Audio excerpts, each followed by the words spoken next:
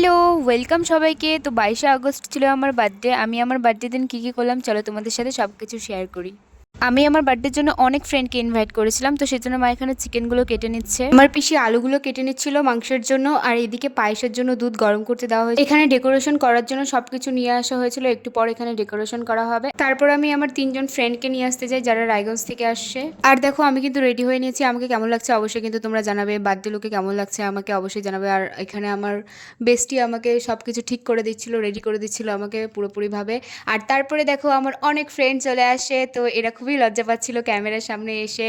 তারপর দেখি আমার বুনুগুলো ডান্স করছে, তো ওদের সাথে আমিও ডান্স করা শুরু করে দিই। আমার কেক কাটার আগে কিন্তু আমার বান্ধবীরা আমাকে গিফট দিয়ে দেয় আর আমাকে আশীর্বাদ দিয়ে দেয়, তো আমি তো গিফট পেয়ে প্রচুর খুশি হয়ে গেছিলাম। তারপর চলে আসে কেক কাটার পর্ব, তো কেকটা আমি কেটে নিই। তারপর মা আমাকে আশীর্বাদ দিয়ে দেয়। সেলিব্রেট হয়ে যাওয়ার পর কিন্তু খাওয়া দাওয়ার পর্ব শুরু হয়ে যায়। তারপর কিন্তু আমরা ডান্স করতে শুরু করে দিই। আর আজকে এত সুন্দর একটা দিনে আমি ডান্স করবো না সেটা তো হতেই পারে না। তো আজকের ব্লগটা তোমাদের কেমন লাগলো আর আমাকে বার্থডে ড্রেস পরে কেমন লাগছিল অবশ্যই কিন্তু জানাবে। টাটা।